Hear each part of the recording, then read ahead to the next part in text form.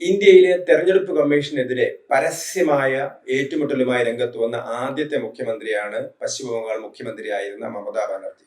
നേരത്തെ രാഹുൽ ഗാന്ധി ഉൾപ്പെടെയുള്ള അല്ലെങ്കിൽ തേജസ്വി യാദവ് ഉൾപ്പെടെയുള്ള പല പ്രതിപക്ഷ നേതാക്കളും തെരഞ്ഞെടുപ്പ് കമ്മീഷന്റെ സ്പെഷ്യൽ ഇന്റൻസീവ് റിവിഷനെതിരായിട്ടുള്ള അല്ലെങ്കിൽ വോട്ടർ പട്ടിക പരിഷ്കരണത്തിനെതിരായിട്ടുള്ള പ്രസ്താവനയുമായിട്ടും പ്രതികരണവുമായിട്ടൊക്കെ രംഗത്ത് വന്നിട്ടുണ്ടെങ്കിലും തെരഞ്ഞെടുപ്പ് കമ്മീഷനെ ഏറ്റവും അധികം ബുദ്ധിമുട്ടുകയും തടസ്സപ്പെടുത്തുകയും തെരഞ്ഞെടുപ്പ് അലങ്കോലപ്പെടുത്താൻ ശ്രമിക്കുകയും ഒക്കെ ചെയ്തത് മമതാ ബാനർജി ആയിരുന്നു. അങ്ങനെ തെരഞ്ഞെടുപ്പ് കമ്മീഷനായിട്ടൊരു യുദ്ധം പ്രഖ്യാപനം നടത്തുകയായിരുന്നു മമതാ ബാനർജി ചെയ്തത്. പക്ഷെ തെരഞ്ഞെടുപ്പ് കമ്മീഷനാവട്ടെ മറ്റ് സംസ്ഥാനങ്ങളിലെ ഉദ്യോഗസ്ഥന്മാരെ കൊണ്ടുവന്നും പോലീസിനെയൊക്കെ കേന്ദ്ര പട്ടാളത്തെയൊക്കെ ഇറക്കിയിട്ടും തെരഞ്ഞെടുപ്പ് കയ്യിലെടുക്കാനുള്ള മമതാ ബാനർജിയുടെ ശ്രമങ്ങൾ തടയുകയാണ് ചെയ്തത്. അന്ന് തെരഞ്ഞെടുപ്പ് കമ്മീഷനെതിരെ വലിയ പോരാട്ടവുമായി രംഗത്ത് വന്ന മമതാ ബാനർജിക്ക് ഇന്ന് വീണ്ടും തെരഞ്ഞെടുപ്പ് കമ്മീഷന് സ്വന്തം പാർട്ടിയുടെ തൻ്റെ അംഗീകാരത്തിന് വേണ്ടിയിട്ട് അവർക്ക് ഇപ്പോൾ അവരുടെ മുമ്പിലേക്ക് കുമ്പിട്ട് നിൽക്കേണ്ടി വരുന്ന ഗതികേടിലേക്കാണ് ഇപ്പോൾ മമതാ ബാനർജി എത്തിയിരിക്കുന്നത്. കാരണം മമത 15 വർഷമായിട്ട് ബംഗാളിലെ മുടി ചൂടാത്ത രാജാവ് അല്ലെങ്കിൽ രാജ്ഞി എന്നൊക്കെ നമുക്ക് പറയാമായിരുന്നു. അത്രയും പവർഫുൾ ആയിരുന്നു മമതാ ബാനർജി. മമതാ ബാനർജി എതിർക്കാൻ ആരും ധൈര്യപ്പെട്ടില്ല. എല്ലാവരും മമതയുടെ കൂടെയായിരുന്നു. ഗുണ്ടകൾ മുഴുവൻ മമതയുടെ കൂടെയായിരുന്നു. അതേപോലെ തന്നെ ജനങ്ങളെ കയ്യിലെടുക്കുന്ന രീതിയിൽ ചില ക്ഷേമ പരിപാടികൾ ആസൂത്രണം ചെയ്തുകൊണ്ട് തന്നെ അതേ സമയത്ത് മറുഭാഗത്ത് പരമാവധി നുഴഞ്ഞുകയറ്റക്കാരെയൊക്കെ വോട്ടർ പട്ടികയിൽ തിരികെ കയറ്റിയും തനിക്ക് എതിരെ നിൽക്കുന്ന ആളുകളെയൊക്കെ അടിച്ചമർത്തിയും തെരഞ്ഞെടുപ്പ് എല്ലാ രീതിയിലും തെരഞ്ഞെടുപ്പിനെ നിയന്ത്രിച്ചുകൊണ്ടാണ് മമതാ ബാനർജി പശ്ചിമബംഗാൾ അധികാരത്തിൽ വന്നത്. അന്ന് മമതയ്ക്ക് ജയ പാടാൻ നിരവധി പേരുണ്ടായിരുന്നു. അവർ വലിയ ബിസിനസ്സുകാരുണ്ടായിരുന്നു, രാഷ്ട്രീയ നേതാക്കന്മാരുണ്ടായിരുന്നു, സിനിമാ പ്രവർത്തകരുണ്ടായിരുന്നു, കായിക താരങ്ങളുണ്ടായിരുന്നു. അവരെയൊക്കെ തന്നെ MP-മാരും MLA-മാരും രാജ്യസഭാംഗങ്ങളൊക്കെ ആക്കി മമത മാറ്റി. അങ്ങനെ പാർലമെന്റ് അകത്തൊക്കെ മമതയ്ക്ക് അനുകൂലമായിട്ട് സംസാരിക്കാൻ തൃണമൂൽ പാർട്ടിക്കാരുണ്ടായിരുന്നു. അതേപോലെ തന്നെ ദേശീയ തലത്തിൽ താൻ പ്രതിപക്ഷത്തിന്റെ വലിയ നേതാവാകാൻ പോവുകയാണ്. രാഹുൽ ഗാന്ധിയിൽ നിന്ന് നേതൃത്വം ഏറ്റെടുക്കാനായിരുന്നു മമത ശ്രമിച്ചിരുന്നത്. ഒരുപക്ഷെ ഇത്തവണ മമതാ ബാനർജി ജയിച്ചിരുന്നെങ്കിൽ അവരുടെ മരുമകൻ അഭിഷേക് ബാനർജിയെ മുഖ്യമന്ത്രിയാക്കി മമത ഒരുപക്ഷെ ദേശീയ നേതൃത്വം തന്നെ ഏറ്റെടുത്തേനെ. അങ്ങനെയൊരു ഘട്ടത്തിലാണ് പശ്ചിമബംഗാൾ നിയമസഭാ തെരഞ്ഞെടുപ്പ് നടക്കുന്നത്. പക്ഷേ പശ്ചിമബംഗാൾ നിയമസഭാ തെരഞ്ഞെടുപ്പിൽ മമതയ്ക്ക് അങ്ങേയറ്റത്തെ തിരിച്ചടിയാണ് ലഭിച്ചത്.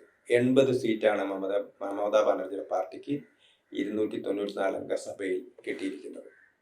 അപ്പം അതുകൊണ്ട് തന്നെ മമതയ്ക്ക് ഉണ്ടായ തിരിച്ചടി എന്ന് പറയുന്നത് അത് അവരുടെ അണികൾ അവരെ തള്ളിപ്പറഞ്ഞു, പൊതുജനം തള്ളിപ്പറഞ്ഞു, ഇപ്പോൾ പാർട്ടി കൂടി തള്ളിപ്പറയുകയാണ്. മമതാ ബാനർജിയുടെ മരുമകൻ അഭിഷേക് ബാനർജിയെ ജനം കൈകാര്യം ചെയ്യുന്ന രീതിയിലേക്ക് എത്തി.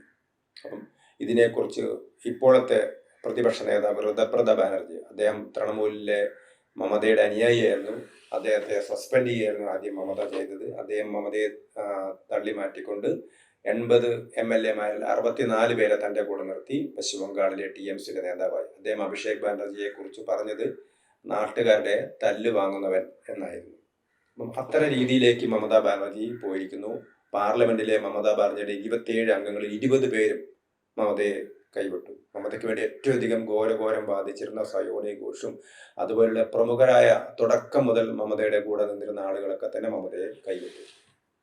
അപ്പം പാർലമെന്റിനകത്ത് മമതയ്ക്ക് സംഖ്യ കുറഞ്ഞു, നിയമസഭയിൽ മമതയ്ക്ക് സംഖ്യ കുറഞ്ഞു. മമത ഇന്ന് പാർലമെന്റ് അംഗമല്ല, മമത നിയമസഭാ അംഗമല്ല, മമത ഒരു മുൻ മുഖ്യമന്ത്രി മാത്രമാണ്. ഇപ്പോൾ ഏറ്റവും ഒടുവിൽ മമതാ ബാനർജിക്ക് വന്ന തിരിച്ചടി എന്ന് പറയുന്നത് മമതയെ പാർട്ടിയുടെ പ്രസിഡന്റ് സ്ഥാനത്ത് മാറ്റിയിരിക്കുന്നു.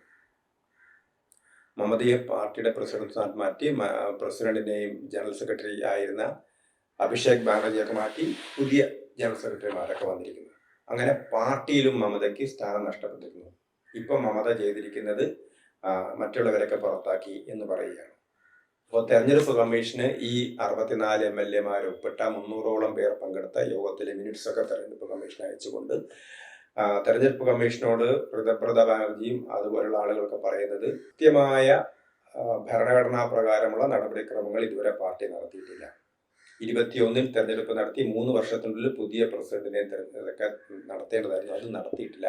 ആ വീഴ്ച പരിഹരിച്ചുകൊണ്ട് ഞങ്ങളിതാ മമതയെ മാറ്റി പുതിയ ആളെ പാർട്ടിയുടെ പ്രസിഡന്റായി തെരഞ്ഞെടുക്കുന്നു, പുതിയ ജനറൽ സെക്രട്ടറിമാരെ തെരഞ്ഞെടുക്കുന്നു, പുതിയ വൈസ് പ്രസിഡന്റുമാരെ തെരഞ്ഞെടുക്കുന്നു. തങ്ങളെ അംഗീകരിക്കണം എന്ന് തെരഞ്ഞെടുപ്പ് കമ്മീഷനോട് പുതിയ നേതാക്കന്മാർ, TMCയിലെ പുതിയ നേതാക്കന്മാർ ആവശ്യപ്പെട്ടിരിക്കുകയാണ്. ഇനി മമതാ ബാനർജി ചെയ്യേണ്ടത് എന്റേതാണ് പാർട്ടി. ഞാനാണ് പ്രസിഡന്റ്, എന്നെ ആരും മാറ്റിയിട്ടില്ല, യഥാർത്ഥ TMC ഞാനാണെന്ന് തെരഞ്ഞെടുപ്പ് കമ്മീഷന് മുമ്പിൽ സ്ഥാപിക്കേണ്ട ഗതികേടിലെത്തിയിരിക്കുകയാണ്. അതായത് ഏതൊരു തെരഞ്ഞെടുപ്പ് കമ്മീഷനെയാണോ മമതാ ബാനർജി തന്റെ എല്ലാ ഭരണാധികാരവും ഉപയോഗിച്ചുകൊണ്ട് ഇല്ലാതാക്കാൻ ശ്രമിച്ചത്, അല്ലെങ്കിൽ ബുദ്ധിമുട്ടിക്കാൻ ശ്രമിച്ചത്, ഒരു ഭരണഘടനാ സ്ഥാപനത്തെ ഇല്ലാതാക്കാൻ ശ്രമിച്ച അതേ മമതാ ബാനർജിക്ക് ആ ഭരണഘടനാ സ്ഥാപനത്തിന് മുമ്പിൽ പോയി ഈ പാർട്ടി എന്റേതാണ്, അവരതല്ല എൻ്റെ പാർട്ടി, നിങ്ങൾ എന്നെ അംഗീകരിക്കണം, ഞാനാണ് TMC, എന്റേതാണ് തൃണമൂൽ കോൺഗ്രസ്, ഞാനാണ് അതിന്റെ പ്രസിഡന്റ്, എന്നെ ആരും മാറ്റിയിട്ടില്ല, മാറ്റിയതൊക്കെ വിമതന്മാരാണ് എന്ന് പറഞ്ഞ് യഥാർത്ഥ തൃണമൂൽ കോൺഗ്രസ് താനാണെന്ന് തെരഞ്ഞെടുപ്പ് കമ്മീഷന് മുമ്പിൽ കുമ്പിടേണ്ട ഗതികേട് വന്നിരിക്കുകയാണ് ഇപ്പോൾ മമതാ